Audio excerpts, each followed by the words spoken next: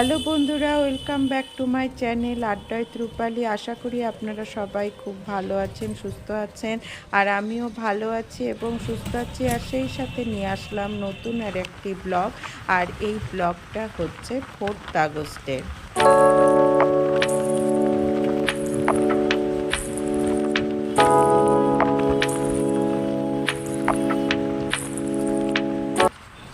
আর আমরা সেই দিন সকাল সকাল বেরিয়ে পড়েছিলাম শ্বশুরবাড়ি যাওয়ার উদ্দেশ্যে, মানে ফালাকাটাতে। আসলে ফালাকাটাতে একটা অনুষ্ঠান আছে, বৈষ্ণব সেবার অনুষ্ঠান, সেই জন্যই যাওয়া আর কি। আর এই যে এখানে সবজি কাটাকাটি হচ্ছে, এটা যদিও আমরা যেদিন আসলাম ফালাকাটায় সেদিনের ভিডিও না, এটা তার আগের দিনের ভিডিও আর কি, যখন সবজি কাটাকাটি হচ্ছিল। তো সেই সময়টা আর কি, সেই মুহূর্তটা আমার ভাস্তি ফোনে ভিডিও করে রেখেছিল, তো সেই ভিডিওটাই আমি এই ভিডিওর সাথে যোগ করে দিয়েছি আর কি। আর এইদিকে খুব সুন্দর করে ঠাকুর সাজানো হয়েছে। আর আমিও আমার গোপালকে নিয়ে এসেছি, নিয়ে এসে যে এখানে বসিয়ে দিয়েছি রাধাকৃষ্ণের সামনে। আর সামনের থেকে আলোটা পড়ছে দেখে রাধাকৃষ্ণের মুখটা ঠিকমতো বোঝা যাচ্ছে না।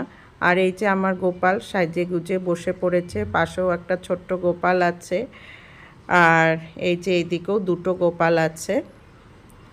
তো পুজোর জোগাড় যন্ত্র চলছে আর কি। তো এখনও পুরোপুরি জোগাড় করা কমপ্লিট হয়নি, তো সেই সমস্তই কাজ এখন চলছে। আর এইখানে হচ্ছে মানে আমাদের ফ্যামিলিতে আর কি যে সমস্ত ব্যক্তিরা পরলোক গমন করেছেন তাদের সবাইকে এখানে বসানো হয়েছে। আসলে আমার শাশুড়ি মার মৃত্যুর 45 দিন হয়ে গিয়েছে, আর সেই উপলক্ষেই এই বৈষ্ণব সেবা আর কি। আর এই যে শাড়ি পরে রেডি হয়ে নিয়েছি, পুজোর ওখানে বসবো, কীর্তনের ওখানে বসবো দেখে। আর বৈষ্ণবরা যে এসেছেন তারা এই তিলক কেটে দিয়েছে কপালে।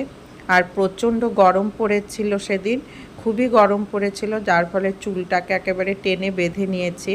আর এইদিকে ভোগের আয়োজন হচ্ছে, তো সব বৈষ্ণবরাই করছে আর কি, কারণ আজকে তো আমরা এখানে হাত লাগাতে পারবো না। আর তো বন্ধুরা ঠিক আছে, আপনারা আমার সাথে থাকুন আর ব্লগটা দেখতে থাকুন।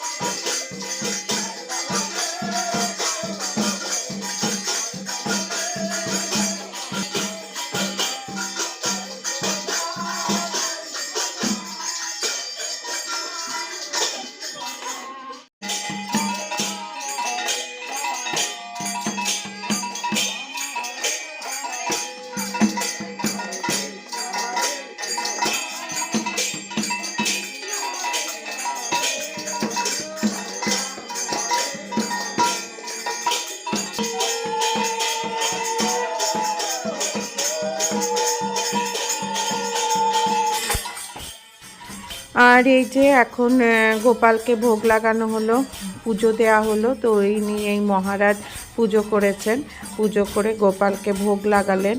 আর এনারা সকলেই গৌড়ীয় মঠ থেকে এসেছে, আমরা গৌড়ীয় মঠে বলেছিলাম আর কি। তো ওনারা সকলে এসে এই সুন্দরভাবে বৈষ্ণব সেবার আয়োজনটা করে নিয়েছেন।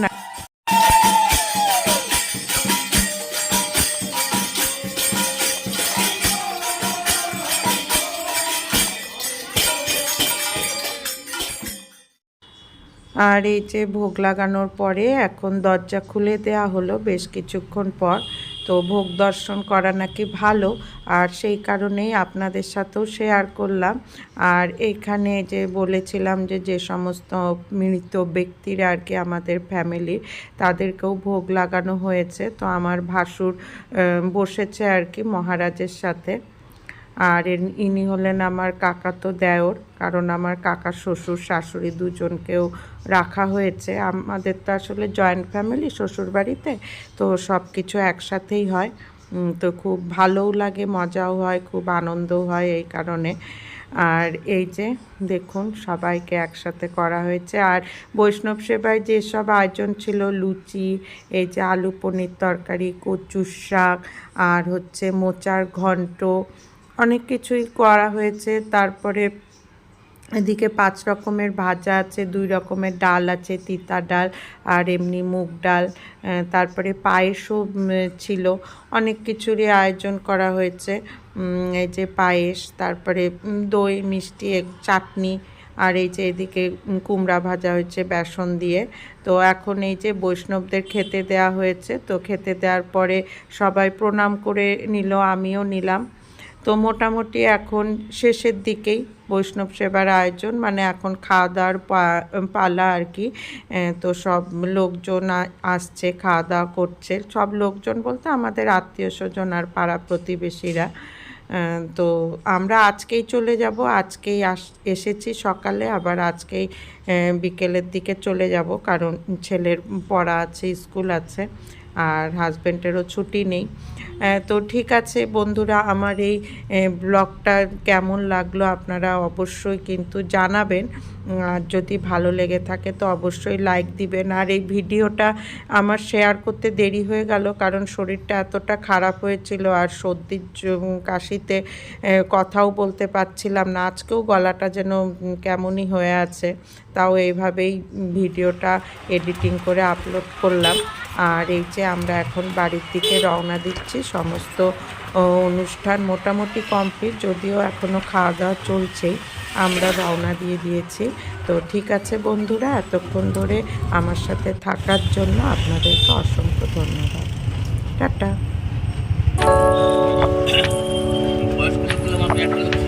বয়স্ক লোক